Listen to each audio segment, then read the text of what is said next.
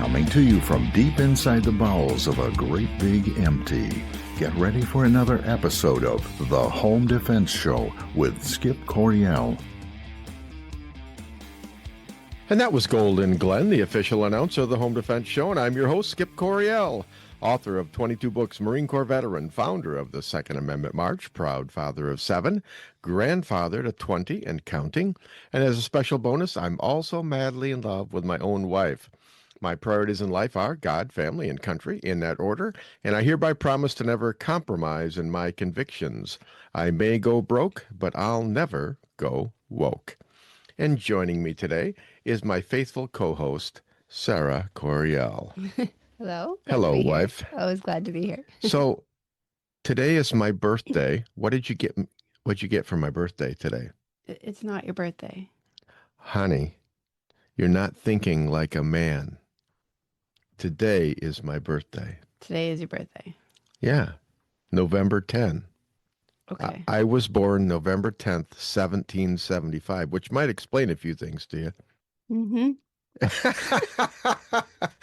November 10, 1775, in Tun Tavern is when the first Marine Corps recruiting base was set up for the Revolutionary War. Oh, okay. So today is my birthday. Okay. In honor of the Marine Corps. Yeah. Hoorah. So what do you Right? what are you going to get me for my birthday? Hoorah! I don't know. Oh, all right. Well, I suppose that'll do. What about tomorrow? Tomorrow is November 11, another special day for me. That's Veterans Day. So what are you going to get me for Veterans Day? Make you coffee. You'll make me coffee. Yeah. All right. I can think of a few other things, but we'll talk off air about that, okay? Okay. All right. Well, but Sara, that's what I'm excited about. All right. What are you excited about? Well, we have this enormous blue bus that is not a bus anymore. It is officially an RV sitting in our driveway. Oh, yeah. We have about 1 million things to do to make it homey. My wonderful brother-in-law built it out. It's like functional on many levels. I still have to figure out how it all works, but yeah, but there's so many things that we need to do to make it livable. So I'm a little overwhelmed by that. So I'm not sure excited is quite the right word, but it definitely kept me up in the night. So we'll figure it out as we go. Yeah, it's gonna be rough the first little bit, I think. Yeah, this is a 2009 Thomas Freightliner. It's a Thomas safety liner. Okay. Yeah, well, we bought it for like 5,000, then we put 11 grand into it to do the conversion. We took our old fifth wheel and we cannibalized it for parts. And so we did it a lot cheaper than a lot of people would have done it. Our brother-in-law, he's kind of magic. Yeah. So you're excited and you are eternally indebted to your husband because he went along with us. I took the words right out of your mouth, didn't I? You did. I'm over here. Okay. All right. Well, believe it or not, I've been dragging my feet. You've been dragging me through this whole process, kicking and screaming the entire way because I wasn't on board. You weren't quite kicking and screaming, but you were definitely recalcitrant. Well, I was skeptical about all of this. If it doesn't break down the first trip, I'll feel real happy. A lot of problems with the camper. I'll hand it to you. That did not work out the way I hoped. Yeah. But it taught me a lot, and we didn't die, which is good. I didn't like hauling that thing, but driving that bus is a lot easier than hauling a 37-foot fifth wheel camper. Well, the bus is actually longer, but it's all just one piece. And yeah. And I think it'll be more fun to drive. I think it's going to be great. There's going to be a bit of a learning curve. So, honey, I live to make you happy. Oh, thank you. I do. And vice versa, yeah. Hey, well, enough small talk. What's on the show today, honey? Well, today we are talking with Gabe Suarez. He is a good friend and an excellent self-defense trainer out of Arizona and the owner of Suarez Tactics. Then we'll be talking with Deron Boring, an attorney and self-defense instructor from Ohio, about an unusual carjacking in the shootingclasses.com self-defense report. This carjacking is, it's kind of funny in a strange sort of way. I'll just put it that way. but I think everybody's going to like that, and it raises some interesting questions. And of course, Gabe Suarez, he's always awesome, a little controversial. But before we get too far into the show, let's thank our sponsors, United States Concealed Carry Association, shootingclasses.com, Center Shot Indoor Gun Range, Trinity Training and Security, and Apple Tree Media. All right, Sarah, what's in the news today? Is out of Michigan. Our home state of Michigan. And boy, this news could affect someone in our family. So good news this time? Yeah, lay it on us. House Bill 4586, CPL age to 18. Yes. Ooh. House Bill 4586 would lower the required age to obtain a concealed pistol license in Michigan from 21 down to 18. While it is unlikely to become law during the 2025 to 2026 session, MCRGO supports consideration of the bill to begin discussion in the Michigan legislature. Yeah, MCRGO is Michigan Coalition for Responsible Gun Owners. Okay. That's like the NRA sanctioned state organization for the NRA. Okay.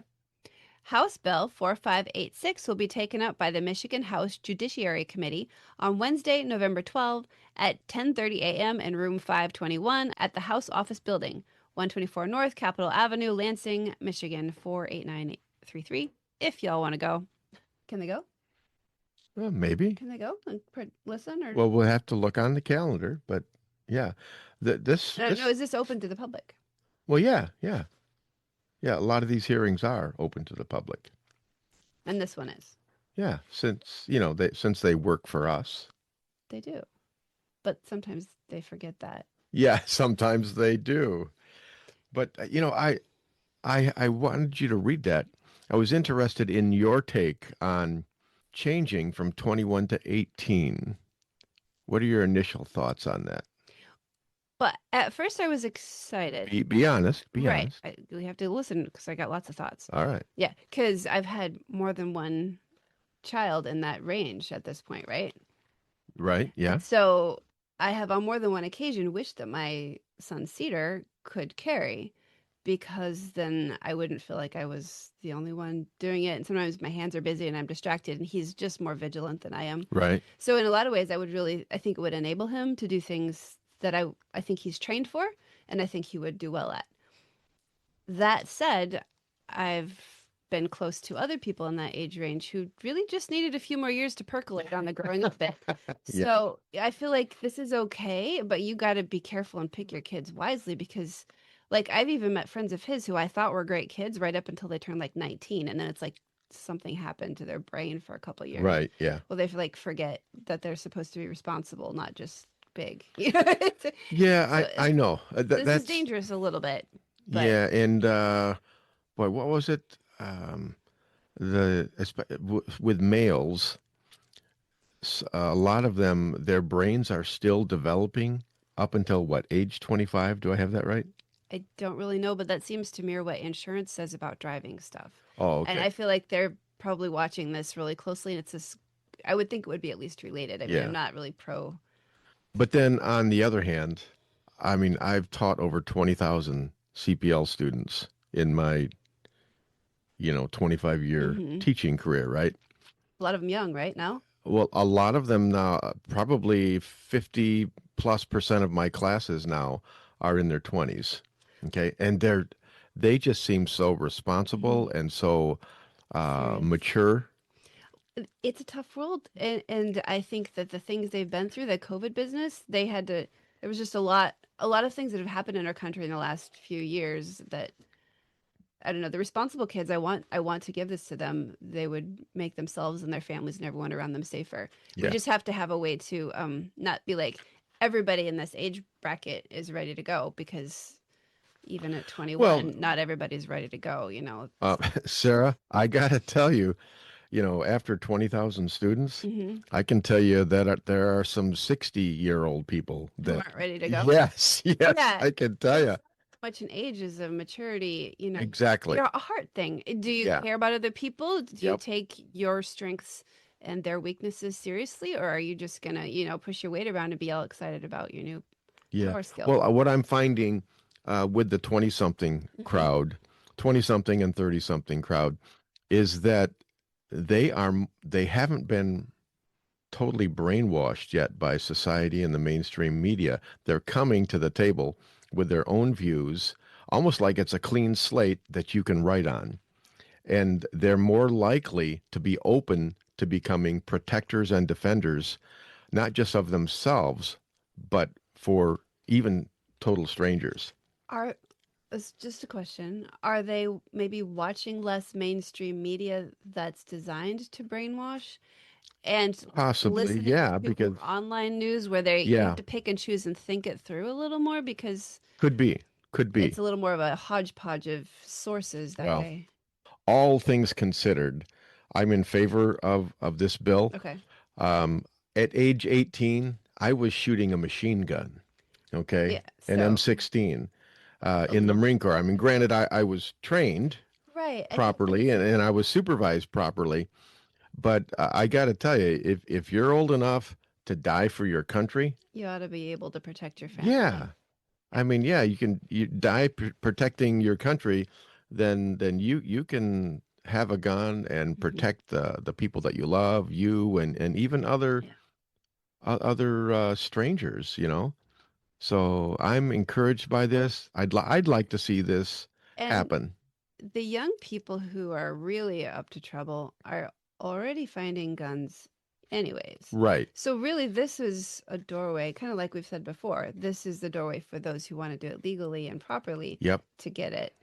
And so really this is going to open the door for our responsible ones more than anything. It'll give them Well, a path. and they need to be able to protect themselves against the immature Hmm. 18-year-olds. Yeah.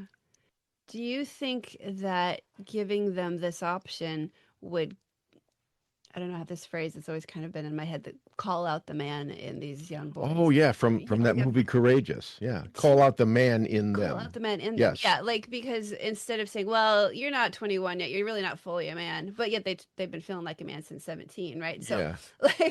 like, okay, well, I feel like a man, but I'm not. So then they're kind of forced into this big kid state. And then they act like big kids, and we'd say, "Look how irresponsible you are." I mean, maybe we're kind of doing it to them, but whereas maybe this would help unlock that. Yeah.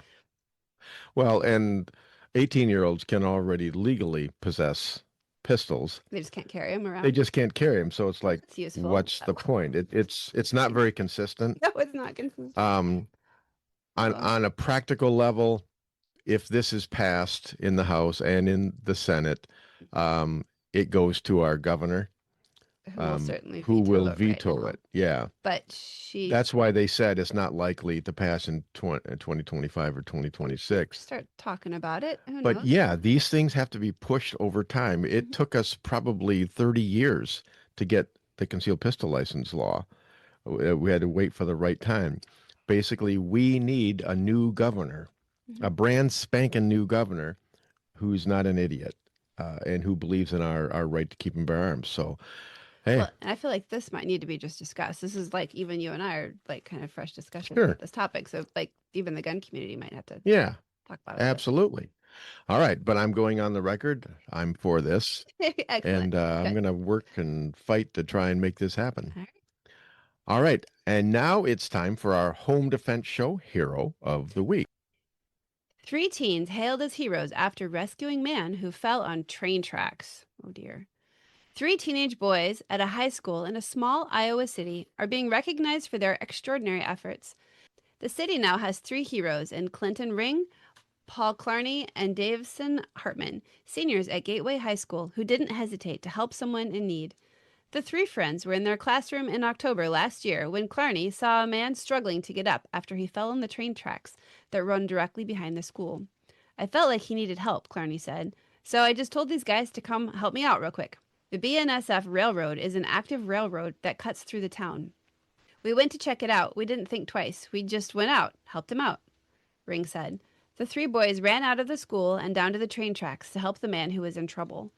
Gateway High School is an alternative high school. A lot of them have attendance issues at the high school or are deficient in grades, said school principal Aaron Ruff. Some have behavioral issues, and some choose to come here just to be in a smaller setting. We really pride ourselves on not defining kids at their worst moments, but at their best. I like that. Yeah. The students and staff hope this moment helps remove the stigma associated with these schools.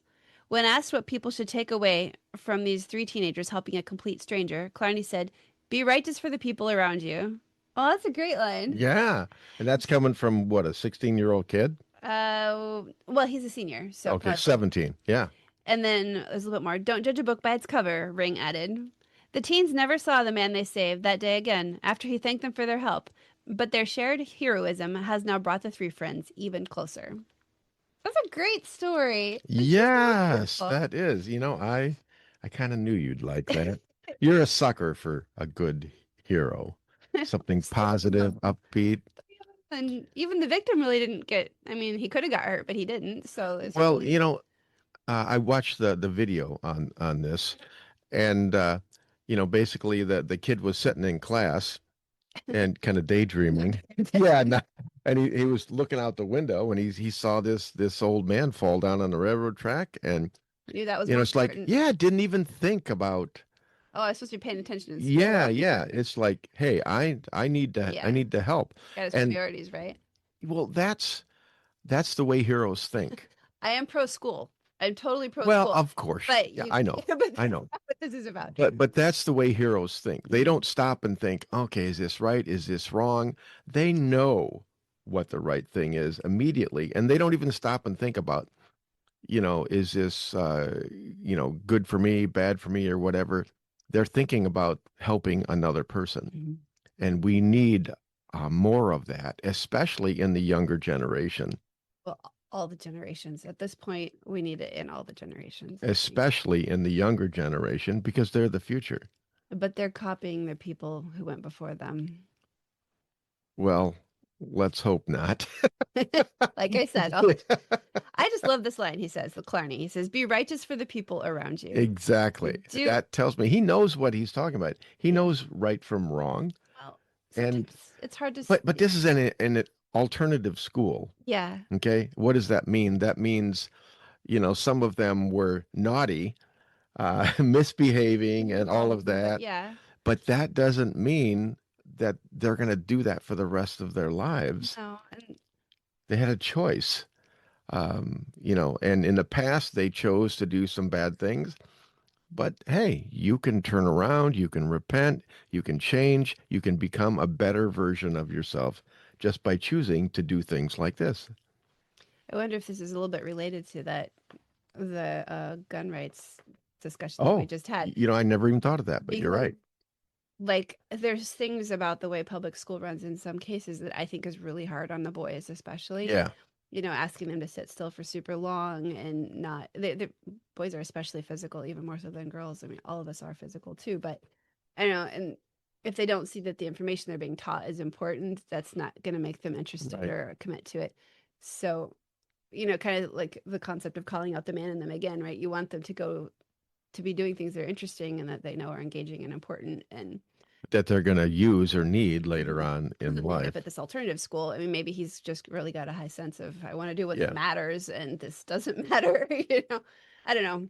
It's kind of a hard thing. I thought that would inspire you. Yeah, that's great. And I believe that it did. I'm gonna keep his line in mind. It's great. All right. We'll have more next week. But Sarah, what's coming up next? Next, we are talking to Gabe Suarez. He's a good friend and an excellent self-defense trainer out of Arizona and the owner of Suarez Tactics. Then we'll be talking to Deron Boring, an attorney and self-defense instructor from Ohio, about an unusual carjacking in the shootingclasses.com self-defense report. In the meantime, God bless and stay safe, because we will be right back. Firearms training should be easy. Instructors can focus on teaching and not worry about all the complex paperwork and management behind the scenes. Just pull the trigger and let us do the administrative work. Welcome to shootingclasses.com.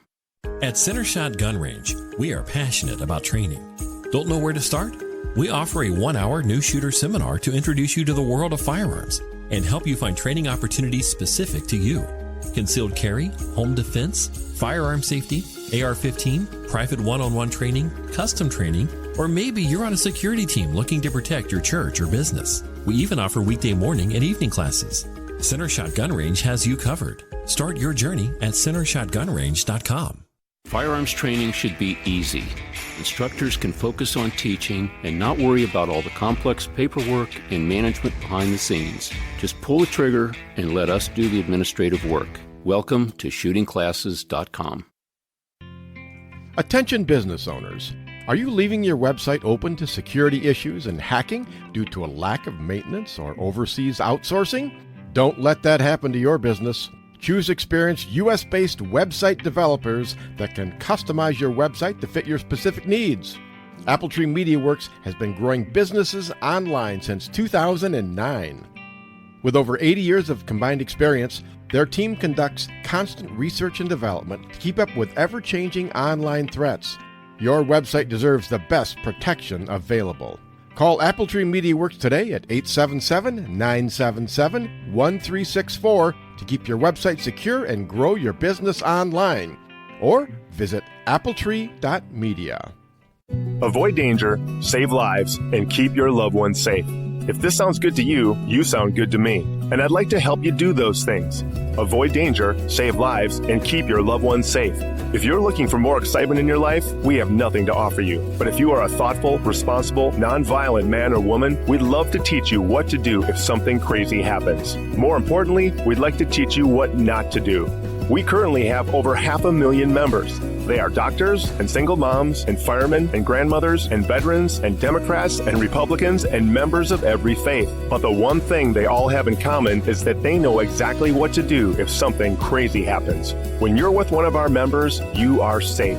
Our members know how to de-escalate situations. They know how to calm things down. We are the United States Concealed Carry Association. See what we're all about at usconcealedcarry.com. Discover the little-known backstory of the U.S. Concealed Carry Association at usconcealedcarry.com. In today's world, safety and preparedness are more important than ever. At Trinity Training and Security, we offer comprehensive training for your peace of mind. Whether you're obtaining your concealed pistol license, mastering CPR and first aid, or engaging in scenario-based training, we've got you covered. We look forward to working with you in one of our classes or bringing the class to your church, school, or business. Need security for an event? Protecting your assets?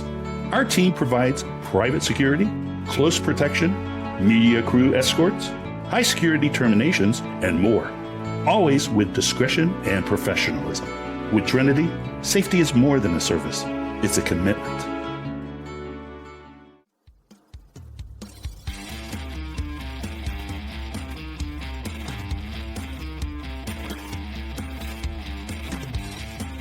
Some say his face is painfully ugly, and I agree. But who cares? This is radio. Welcome back to the Home Defense Show with Skip Coryell. And that was the beautiful and sultry voice of Golden Glenn, the official announcer of the Home Defense Show. Folks, we live in a dangerous world, and I want you to be able to protect and defend the ones you love. And that's why I have this show. It's my way of empowering you to accomplish one of your primary jobs in life. You are a protector and a defender. All right, listeners, before we get too far into the show, don't forget to check out our sponsors, United States Concealed Carry Association, shootingclasses.com, Center Shot Indoor Gun Range, and Appletree Media. Without our sponsors, this show wouldn't be on the air, so we thank you all. And now I'd like to welcome back Gabe Suarez. He's a good friend and an excellent self-defense trainer out of Arizona. Gabe, welcome back to the Home Defense Show. Thank you for having me. Hey, it's awesome. The pleasure is all here in Michigan. So how are things in Arizona? Nice. Winter is starting to, peek up over the ridge, and, the colors are changing. It's very nice out here. That's odd. I mean, it's like I wait for spring and I wait for summer, but winter, I don't wait for winter so much. Yeah. But hey, I have some good news. I don't remember if I told you this or not, but we bought a school bus from a local school here, and we've been converting it to a mobile home over the past 18 months. And we finally finished it this week, and we got it titled and licensed as a mobile home. So, we just might come down and visit you in the great state of Arizona, preferably when it's cold up here. We'll see. Yeah, absolutely. Absolutely. All right. Well, Gabe, what I've been thinking about lately for quite a while actually is I don't know, America is so much different than it was even like 8, 9 years ago, because a lot of different things. I mean, like COVID and Black Lives Matter and all kinds of stuff. But there are words and phrases in our vernacular now that 10 years ago they didn't really exist. No one knew what they were, but now they're on social media. And I'm thinking of things like, street takeovers, mob beatdowns, the knockout game, things like that. And I just wanted to get I want to get your thoughts on self-defense situations like that. For example, what would Gabe Suarez do if he was attacked by 20 teenagers? Well, let me see. 16. Yeah, probably a good 18 of them would not be in fighting condition. No, the thing is this. These things don't happen. And look, I'm not really concerned if somebody gets offended by my words or what. I'm just going to speak plainly. Stuff like that doesn't happen in normal neighborhoods. Stuff like that doesn't happen in the sort of places that normal people would want to go to. That's just Yeah. reality.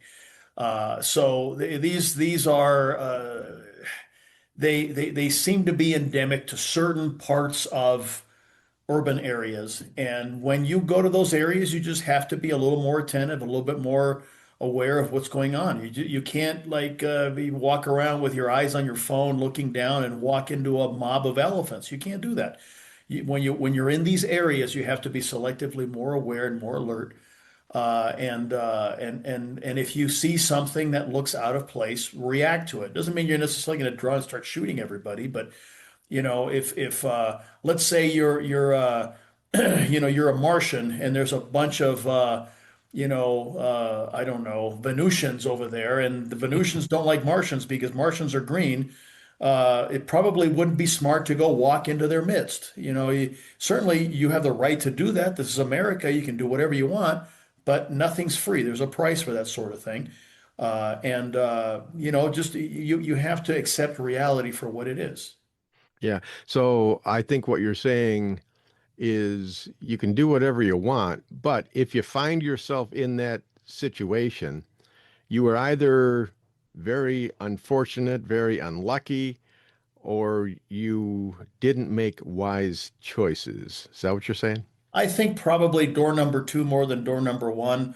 Yeah, certainly, you can suddenly find yourself in something that just erupted for no apparent reason. But the reality is, like I said, I'm not expecting to have a street takeover by a bunch of Antifa hoodlums in Prescott, Arizona. Yeah. Nowhere in Arizona, as a matter of fact. Now, if I were to go to Oregon or one of those places like that, or Chicago or whatever, well, that's more likely. So when you go to those places, just pay more attention. And again, if you see a collection of people that are not of your tribe, don't go into their midst. Go somewhere else. Avoid that sort of thing. And not out of fear, but because your mission is not to get in a gunfight with 18 people. Your mission is to go and do something else. So, just like if you were a member of a recon unit in the military, you're not going to go attack a battalion. You're going to see the battalion. You're going to go, you know what? We're not going to fight with those guys. We're going to go somewhere else.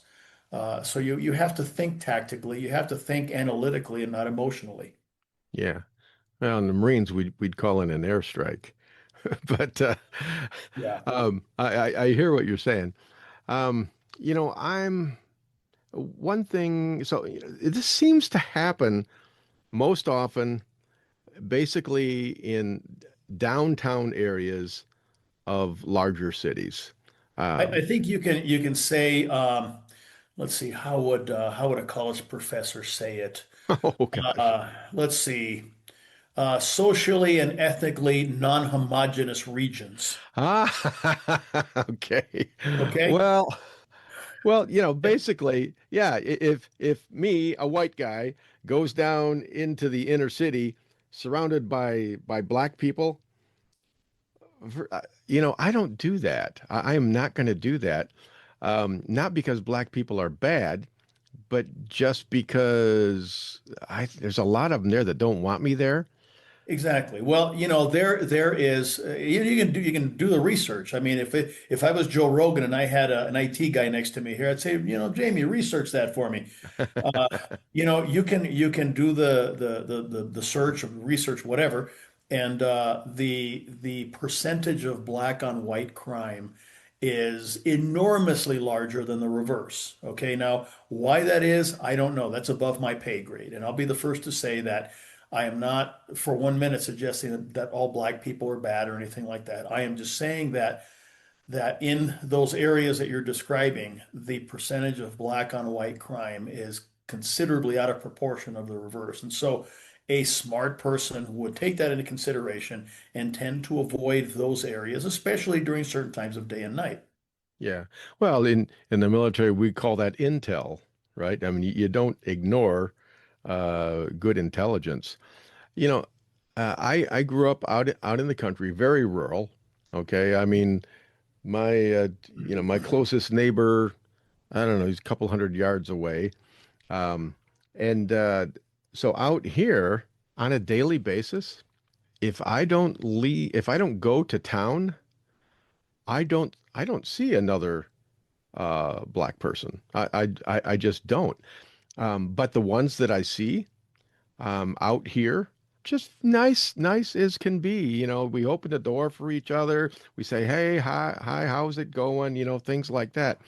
It seems to be whether you're black or white, it's like when people get in a group, especially young people, when they get in a group, they think differently, they seem more emboldened, and they do things that they normally wouldn't do. And I don't think that's a skin color issue, because I remember when I was 16 years old, some of the dumb things that I did and that I said. It's a miracle I lived, to 22, because when you get with a group of peers, when you're young and impressionable, you just do really, really stupid things. Well, yeah, that's true. Now, I think we've got a couple of dynamics going on because, yeah, that's true.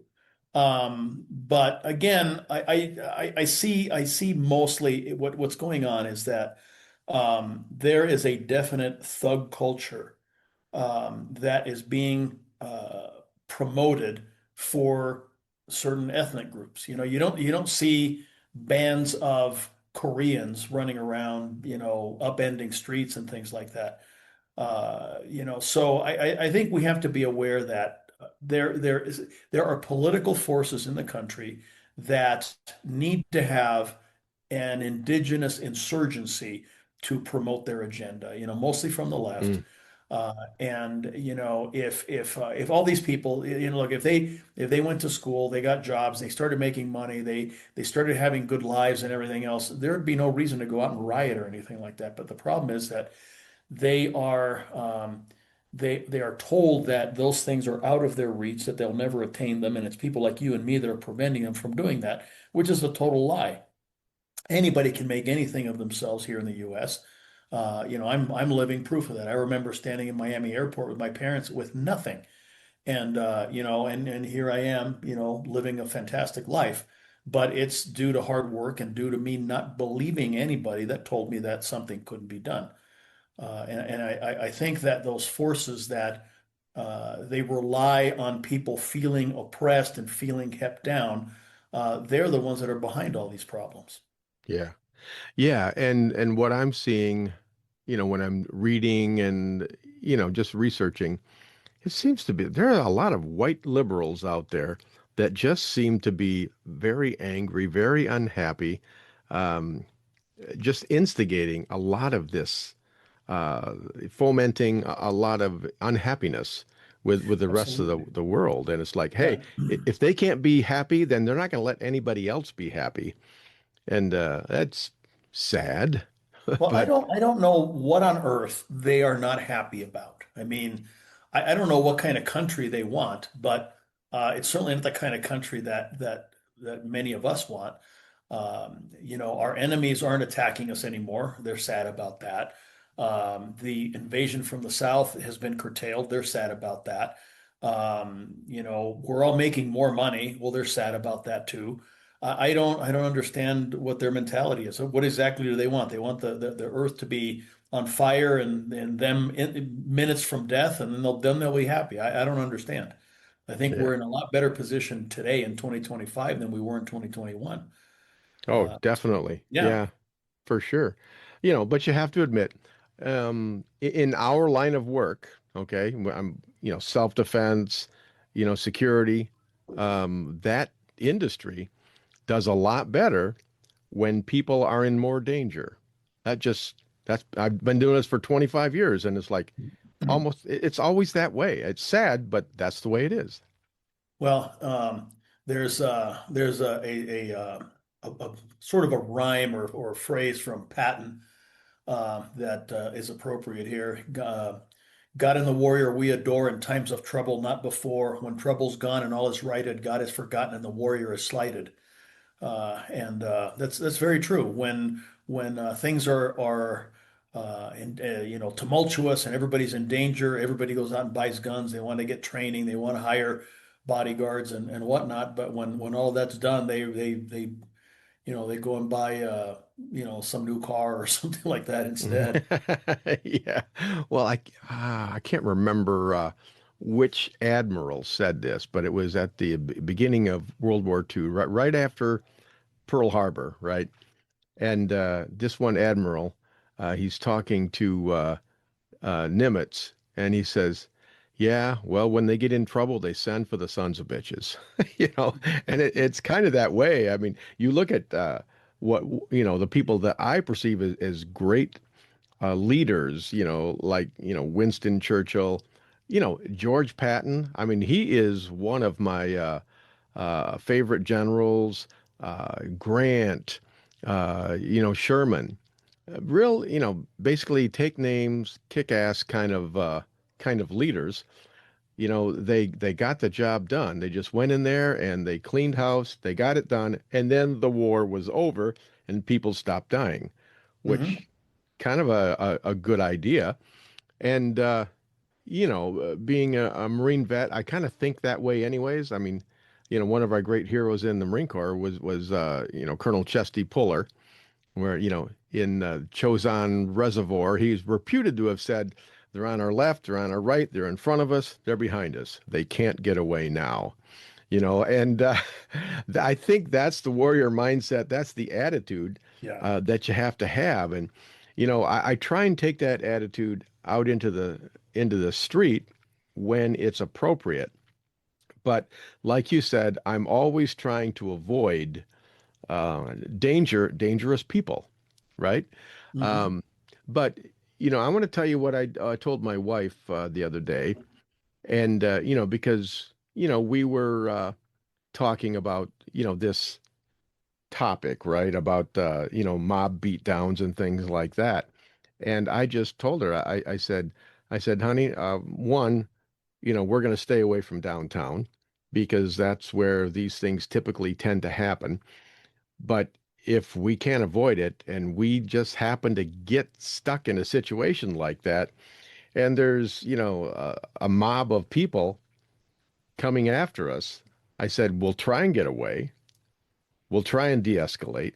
But if we can't do that, I'm going to draw my firearm, and I want you to get behind me, draw your firearm, and don't shoot until I shoot. But I guess my attitude is, listen, if and this happened to a friend of mine a couple of months ago. He was in a city of only about 150,000 people.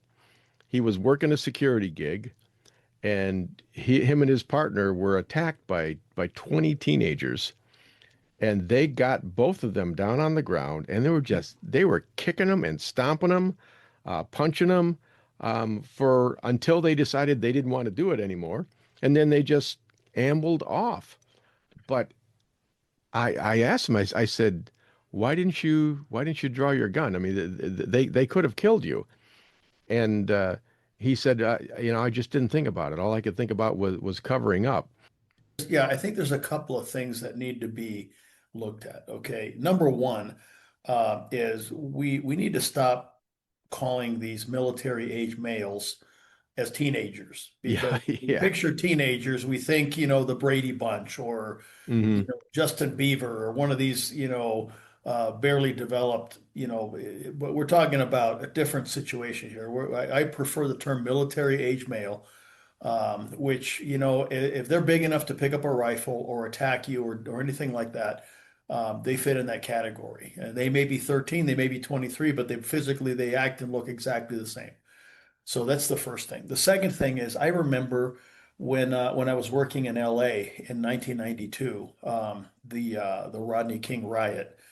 And there was a guy that was in a truck that decided to get out and confront people, whatever. His name was Reginald Denny. And he basically got beat down, stomped, and all sorts of things.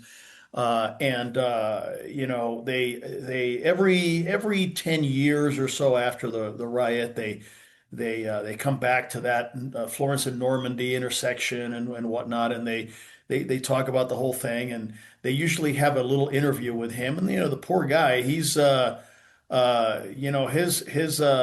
CPU got scrambled well enough that he's no longer what I would call living a quality of life.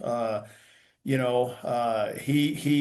looks and speaks like a boxer that fought 10 Mm, fights too many. yeah.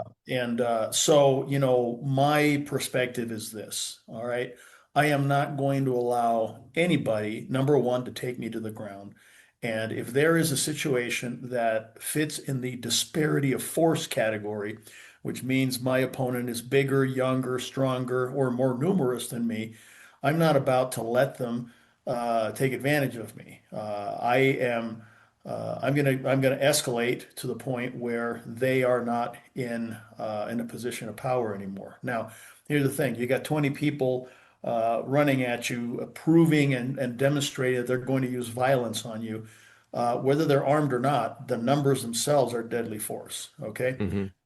And I think my experience has been that groups like that are led by two to three more aggressive individuals. And that if those two or three more aggressive individuals are reduced to being less aggressive, in parentheses, the rest will tend to follow. And so, it's easy to fight three, it's difficult to fight 20. So, Hmm.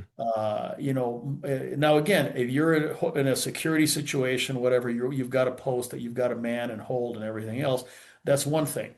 But, you're out and about, and you have a group moving toward you, well, nothing says you have to stand there. And if somebody is pursuing you in anger with weapons, I think their intent is quite plain. And so what I've told people to do before is to take a sentence from Rogers Rangers Rules for Combat. And basically, when you're being pursued, this was during the French and Indian War, when you're being pursued by Indians or the French, run really fast, loop back on your trail and set up an ambush. So, something like that. Or in using Chesty Puller's terminology, attack in reverse, Hmm. right? So you give ground, you hold position. When they close in, you knock a couple of them over, okay? And then you run away again, hold position, knock a couple of them over. Eventually, they're not going to want to pursue you anymore because their numbers start to dwindle. Yeah. But under no circumstances, am I going to allow a group to beat me down and walk away with the same numbers they arrived. Yeah. Well, the thing is, once you're on the ground, it seems to me tactically you're at a disadvantage and Mhm. your options are more limited. Is that right? Absolutely, absolutely, 100%. 100%. Even guys that they're into the whole jujitsu thing and all that, they want to go to the ground. I think it's the stupidest thing you could possibly do on the street. On the street, when you're by yourself, you're one of your greatest assets is maneuverability and mobility. And I do not want to give that up under any circumstances. Yeah. Well, I've noticed in watching a lot of these, YouTube videos, surveillance videos, cell camera videos of people getting knocked to the ground. It's like, they're surrounded and one guy will come towards him. He may take a punch at him or whatever, but they don't swarm him until he goes to the ground. Yeah. And then it's like, man, how do you get back up from something like that? While you're getting up, you're getting kicked in the head. It's like one punch, one hit to the head that doesn't go well for you, and you're scrambled for the rest of Yeah. your life. Yeah. So no, absolutely not. Absolutely not. I think if you were to have told Reginald Denny, on April 18th, okay, listen, dude, here's your future. Door number one, carry a 45 with you. When they pull you out of the truck, just put a bullet in each one of their faces. And you might go to jail for a year or two, but you know what? When you get out, you'll be the same. And then you can rebuild your life. Or here's door number two. They take you out, they stomp you, they turn you into, Mr. Potato Head, and you're going to be sounding like Muhammad Ali for the rest of your life. But you won't break any laws. Which one? Yeah. Well, he probably spent a year and a half in the hospital, anyways, in rehab and all of that Yeah, stuff. no, absolutely not. Absolutely Yeah. not. How's that fall into, your killing within the law seminar? Well, so there is clear disparity of force, okay? And especially the older you get, the more that disparity of force increases. And disparity of force means that, it's not a mutually agreed upon combat by physical equals.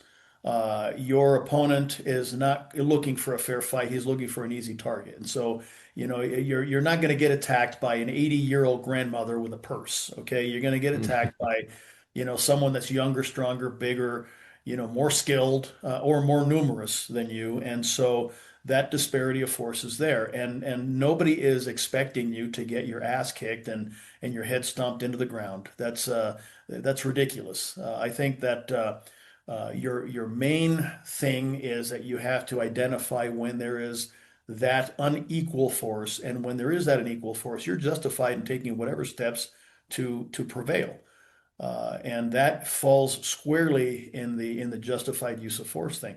Were you looking for a fight? You go up to a group of 20 people, you pick a fight with them. Well, that's not what you did. So that's not an issue. Did you try to get away? Well, obviously you did, because you were trying to avoid and evade and everything else, and they pursued you. And here you are, a 68-year-old guy with a bad knee or whatever, and and your wife can't run as fast as you. You're not going to leave her behind. What are you going to do? Well, you have to hold your position there, and now you're being attacked. You're 25, you get hit in the head or whatever, your chances of coming out okay are pretty good. When you're 68, getting hit in the head, that might be a life-ending situation. So absolutely not. Yeah. Very justified, and you have justification, you have legal standing, you have preclusion, and that is self-defense anywhere in the country. Yeah. And even if it's not, great. So you know what? You're still 100% physically after the fight and after the aftermath and after all of the evil things that the liability mafia would tell you would happen. But if you didn't defend yourself, now you're the elephant man. So again, take your pick. Yeah. Well, I run across an alarming percentage of my students who you give them a scenario like that, and they will still say, no, you cannot use deadly force. You ask them why. I said, well, because, you're going to go to prison if you do that. They are just convinced that if they shoot anybody, they're going to go to prison for the rest of their life. So you know how I said that there is a thug culture in America that has been convinced that people like you and me are holding them down and preventing them from attaining the things that they could attain otherwise?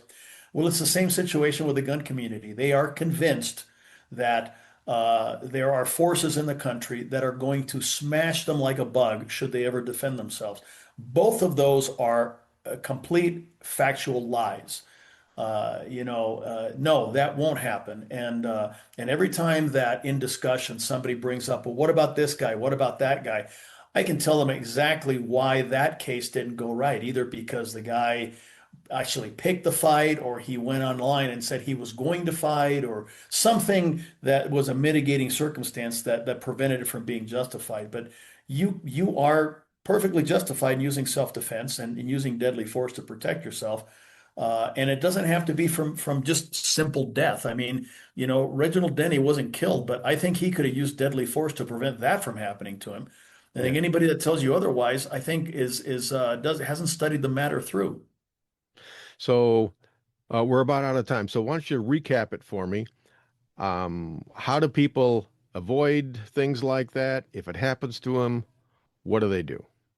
Well, okay, so I think that you have to understand that not everybody is nice, not everybody's equal, not everybody loves you. There are people that come from different groups in society that have been trained from birth to look at you as an enemy, and that's just a fact. It's unfair, it's wrong, but it's reality. So you have to be aware of that. You have to be aware of places where groups like that will congregate, and avoid those places. And if you're at a place and you see this sort of thing start to brew up and build, well, you are well advised to leave there and get away. We don't go out every morning to go out and pick a fight and look for a fight with a mob or anything like that. That's not what we do. Certainly not. But we're aware that the America of today is a bubbling pot of disparate views and different ideas of what we should be, and that some of those groups don't like you simply because of who you are. And so you're armed and you're taking steps and everything else. And if your plan A, which is avoidance and evasion, doesn't work, plan B has to be to use deadly force to keep your head from being caved in by a bunch of boots. And that's really it in a nutshell. You're perfectly justified in using deadly force to protect yourself from a group like that, because you have in the existence of disparity of force. You're not going to win against 20 people. I don't care if you are the world's best jiu-jitsu fighter or whatever. 20 people is 20 people. Yeah, I agree. And for me, it just tells me, one, I've got to be better at avoidance. I got to be alert at all times.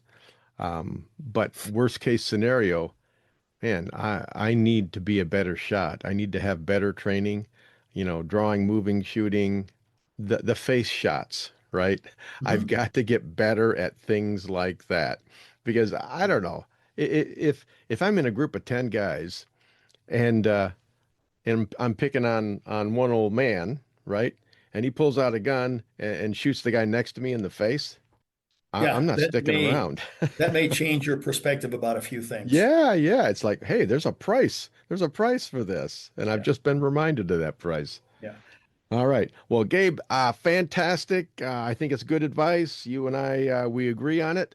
But that's not, something you have to do to be on the show. You can disagree with me anytime you want to, but tell people how about Suarez International and how they can find out more about you.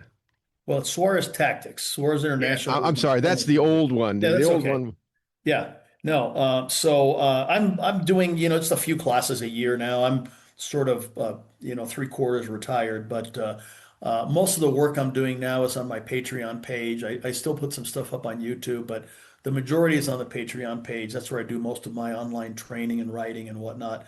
And it's patreon.com/Suarez Tactics, Suarez Tactics. Well, last time I talked to you, you were only half retired. Now you're 3/4 retired. You must be enjoying it. Crawling up the wall there, just little by little. Yeah, you know what? We've got a couple of international trips planned this year, and enjoying the fruits of our labor. So right. There it is. That's fantastic. All right. Well, Gabe, thank you very much for being on the Home Defense Show today. Thank you. All right. This is Skip Coryell on the Home Defense Show. Coming up next, we'll be speaking with Deron Boring, an attorney and self-defense instructor from Ohio in the shootingclasses.com self-defense report. But during the break, I want you to log into rumble.com and search on the Home Defense Show. I posted a series of entertaining and educational videos there just for you. Check them out. And don't forget to like, share, and follow. God bless and stay safe, because we will be right back. Firearms training should be easy. Instructors can focus on teaching and not worry about all the complex paperwork and management behind the scenes. Just pull the trigger and let us do the administrative work. Welcome to shootingclasses.com. At Center Shot Gun Range, we are passionate about training. Don't know where to start? We offer a 1-hour new shooter seminar to introduce you to the world of firearms and help you find training opportunities specific to you. concealed carry, home defense, firearm safety, AR-15, private one-on-one training, custom training, or maybe you're on a security team looking to protect your church or business. We even offer weekday morning and evening classes. Center Shot Gun Range has you covered. Start your journey at centershotgunrange.com. Firearms training should be easy. Instructors can focus on teaching and not worry about all the complex paperwork and management behind the scenes. Just pull the trigger and let us do the administrative work. Welcome to shootingclasses.com. Attention business owners. Are you leaving your website open to security issues and hacking due to a lack of maintenance or overseas outsourcing? Don't let that happen to your business. Choose experienced U.S.-based website developers that can customize your website to fit your specific needs. Appletree MediaWorks has been growing businesses online since 2009. With over 80 years of combined experience, their team conducts constant research and development to keep up with ever-changing online threats. Your website deserves the best protection available. Call Appletree MediaWorks today at 877-977-1364 to keep your website secure and grow your business online. Or visit appletree.media. Avoid danger, save lives, and keep your loved ones safe. If this sounds good to you, you sound good to me. And I'd like to help you do those things. Avoid danger, save lives, and keep your loved ones safe.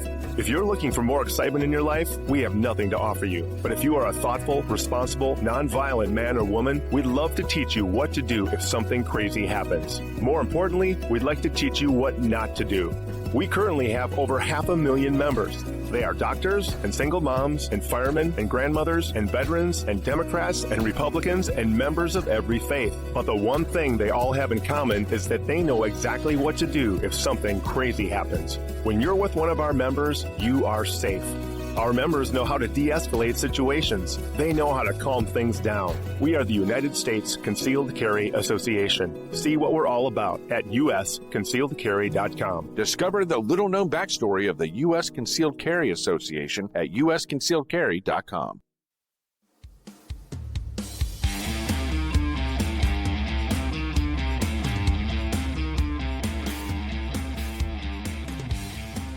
He's no Einstein, but he can read and write and feed himself just like a big boy. Welcome back to the Home Defense Show with Skip Coryell. And that was the beautiful and sultry voice of Golden Glenn, the official announcer of the Home Defense Show, and I'm your host, Skip Coryell. Don't forget to check out our sponsors, United States Concealed Carry Association, shootingclasses.com, Appletree Media, and Center Shot Indoor Gun Range for all your training and equipment needs. And now it's time for our weekly self-defense report, sponsored by shootingclasses.com. And today we're speaking with Deron Boring, a self-defense instructor and attorney from the great state of Ohio, the Buckeye State. So, Deron, welcome back to the Home Defense Show. Good evening, Skip. It is a good evening. I went out deer hunting tonight, and let me see, I saw 4 deer, but the deer this year are just so uncooperative. I'm starting to feel disrespected. I really am. They're supposed to walk up and willingly sacrifice themselves for the benefit of my family. I just don't think they want to volunteer to be staked that quickly. I suppose they're acting reasonable. All right, Deron.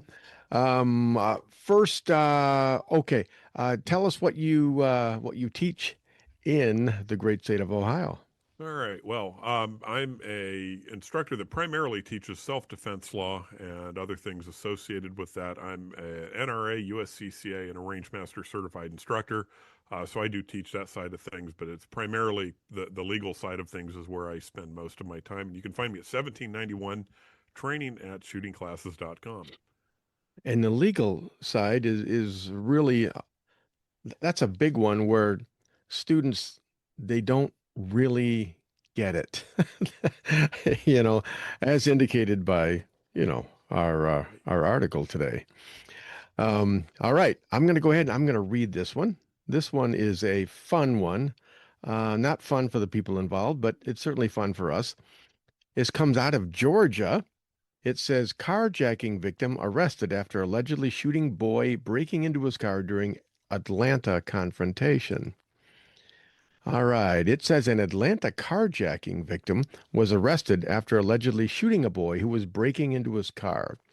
Officials told affiliate Fox 5 Atlanta police responded just before 3 a.m. to a person shot in Fairburn Maze, approximately 20 miles south of the city. When Atlanta PD arrived, they found a boy under the age of 18 with a gunshot wound to his foot, according to the report. Police said the boy admitted he was shot after breaking into a car. He was taken to a children's hospital and is expected to survive. I would hope so. Otherwise, they're not very good doctors, are they? That's the truth. That's the truth. Yoshe Carter, age 51, who owns the car, told authorities the shooting happened when he confronted the boy. Carter was later arrested and charged with aggravated assault, according to police. He was booked into the Fulton County Jail.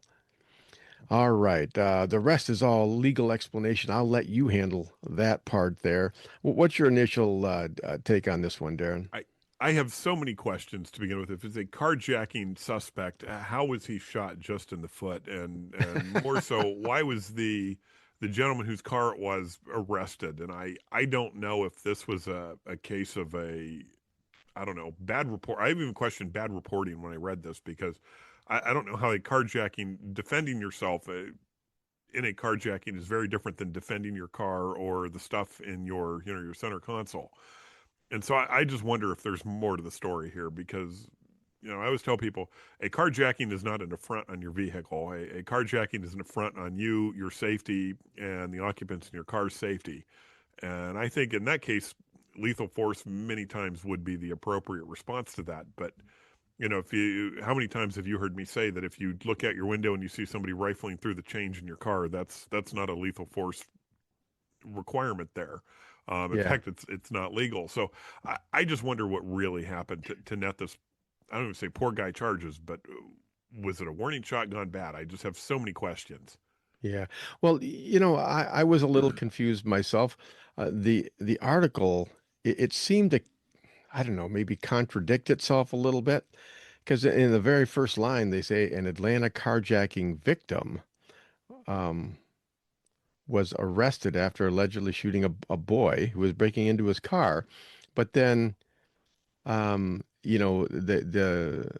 car owner, Yoshe Carter, who owns the car, told authorities the shooting happened when he confronted the boy, the outlet reported. When you're getting carjacked, you are being confronted by someone who's trying to steal the car while you're in it, right?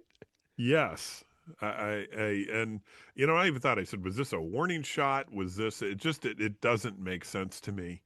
And again, I think lethal force in the event of a carjacking is justified probably more often than not. Lethal force when you confront somebody rifling through the chains in your car, or even if they're stealing it, I hate to say this, that's why I give State Farm money, so that I don't have to worry about, if somebody steals my car, if I'm 100 feet away, but, if I'm sitting in it, that's a whole other thing.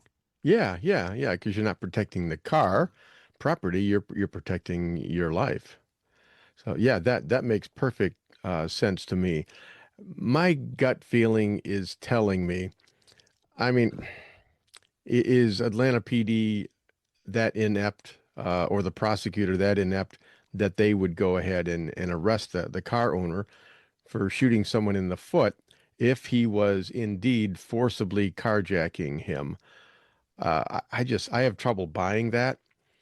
I have a feeling what really happened, if this article were written better, is that he saw the kid out there breaking into his car, and he went out there and he confronted him, because he said, I confronted the boy, the outlet reported. And I think that's when he shot him. But again, a shot in the foot to me sounds like a warning shot, and I know nothing in this, but it doesn't make sense. I mean, somebody defending themselves in a carjacking, and let's face it, carjackings in Atlanta are probably every day, commonplace, unfortunately. And again, that's a well-justified self-defense, I think, in a carjacking. I hate to keep repeating myself, but I don't think this was a carjacking. Yeah, I don't think it was either. You said shot in the foot. is a warning shot. I have trained over 20,000 concealed carry people on the gun range, and I can tell you that some of them aim for the heart and hit in the foot. That's the truth. My last trip to my local outdoor range, I looked at the target stands at the bottom and thinking, how? So you're right. I may be giving this gentleman too much credit. Well, I mean, you probably should give people the benefit of the doubt. But hey, this is radio. We're having fun with it. So yeah, it's different in every place. I think later in the article, actually down in the comments, I was reading through some of these comments, and there weren't a whole lot of people feeling sorry for the young boy for getting shot in the foot. No. I think most of them said, hey, play stupid games, win stupid prizes, Yeah. kind of a deal. And again, I will say over and over and over again, defending property with force like that is not acceptable. But at some point, you get what you have coming to you. And Yeah. certainly, I know you wouldn't do that. I know I wouldn't do that. But at some point, you just roll your eyes and say, you tangle with things like that long enough, and something bad's going to happen. Yeah. Well, it seems like when we're batting these things back and forth, when a criminal, and this boy was a criminal, he broke into a car, does something really stupid like that, and he gets shot, especially in the foot. It's like, I mean, if he got shot in the head and he died instantly for breaking into a car, I'd feel sorry for him. Okay, that's just not right. The punishment doesn't fit the crime. But getting shot in the foot, that seems kind of like poetic justice to me. Yep. I mean, he probably learned his lesson. I would hope so. You would hope, or on the other side, you hope it doesn't give him some credibility on the street for it, because you see so. I just read something recently that said that if you point a gun at somebody in self-defense, don't assume that that's the first, second, or third time that they've had a gun pointed at them, let alone shot. And that actually made me think that, unfortunately, when you live that way, things like this just, I mean, are an after effect of it. Yeah, yeah. Well, it says here that a person in Georgia, a person is justified in threatening or using force when he reasonably believes it's necessary to prevent or stop criminal interference with property he lawfully possesses, according to the statute. But then it also goes on to say it's only necessary to prevent a forcible felony. So the cops, they didn't think it was reasonable to do it, which tells me they didn't believe it was a forcible felony. What does that leave? Like misdemeanor theft or something like that? I was going to say that to me sounds like petty theft, and I'm guessing that's grand theft auto or something of that would be a felony. Had he actually been stealing the car, I would say that would easily be a felony. Again, I hate to say it, the kid was probably looking for electronics, guns, or change or something else. Yeah. Yeah. Yeah. I think that you are right. That reminds me of a story. Are you ready for a story? Go for it. All right. Okay, you're familiar with Michigan. Yes, I am. Very well. Upper Peninsula. Yes. Right? Yes. Oh, I used to go up there and teach about 3 times a year, way up by the Keweenaw, the base of the Keweenaw, and they're mostly, well, they're Yoopers, all right? They've got that Canadian French Canadian accent, right? Hey, how's it going, eh? That kind of a thing.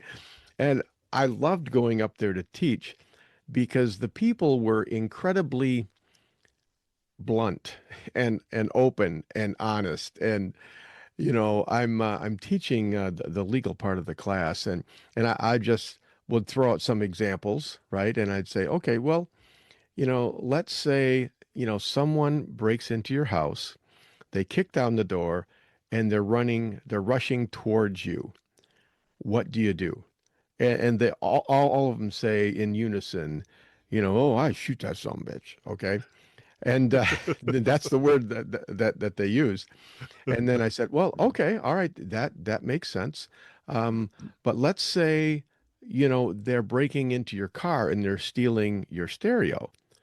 And like all 20 people go, oh, I'll shoot that son of a bitch, okay? And and I said, okay, we got a little bit of work to do here. But I wanted to see how far it would go, right? So I said, all right, well, now let's just say they're breaking into your chicken coop and they're stealing your chickens. What do you do there? And I'll be darned if they didn't say, "Oh, I'll shoot that son of a bitch," And it's like it doesn't matter what you do up there. Don't be a criminal in the UP out in the country because they'll just shoot you, okay? And they'd probably bury you out back, but I'll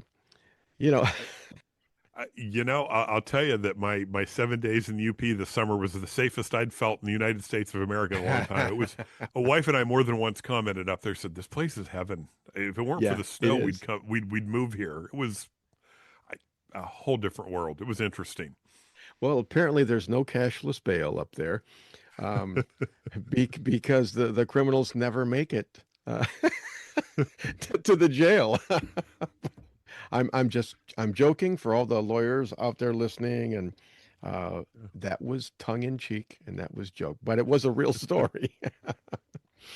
Right. I love teaching self-defense law, and I won't say much, but it's just the reactions from students and the questions they have. It just makes me smile sometimes, because sometimes they really get it and you're like, wow. And other times they really don't get it and it's the same wow. Yeah. It's fun. I really enjoy it, I'll tell you. All right. Well, hey, I've got one legal question for you before you go. All right. He was charged with aggravated assault. I think the average person doesn't really know what aggravated assault is. What exactly is that? That is an incredibly serious charge. Aggravated assault, in most places anymore, they actually charge aggravated assault instead of attempted murder. So that is about the highest level charge you can face without starting to run down the homicide lines of things. I mean, that's a very, not knowing Georgia law, but most places, aggravated assault is a very high level felony.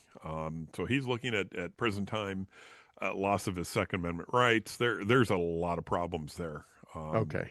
Got it. Yeah, not good.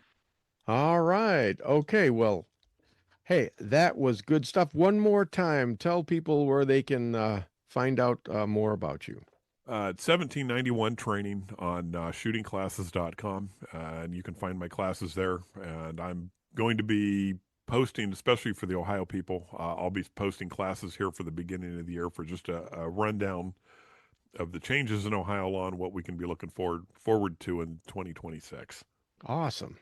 All right. Well, Deron, thank you very much for being on Home Defense Show today. It was a pleasure, as always. All right, folks, that about wraps it up for this week's show. I've had a good time, and I hope you have too. Please don't forget to thank our sponsors, Center Shot Indoor Gun Range at centershotgunrange.com, shootingclasses.com to help you find the right trainer for your needs, Apple Tree Media for website security, and the United States Concealed Carry Association. For all your self-defense needs, go to uscca.com. All right, I've written 20-plus books, and they're all available on Amazon.com in paperback, ebook, and audiobook. This week, check out my 3-novel series, The Mad American. I think you'll like it. And also check out the Home Defense Show videos on rumble.com. And if you want training from me in person, then check out Midwest Tactical Training at shootingclasses.com. Please join us again next week for all your home defense needs. In the meantime, God bless and stay safe. Thank you for joining us this week on the Home Defense Show. Now, get out there and protect the ones you love. We'll see you next week with more of the best. Bye-bye, boys! Have fun storming the castle!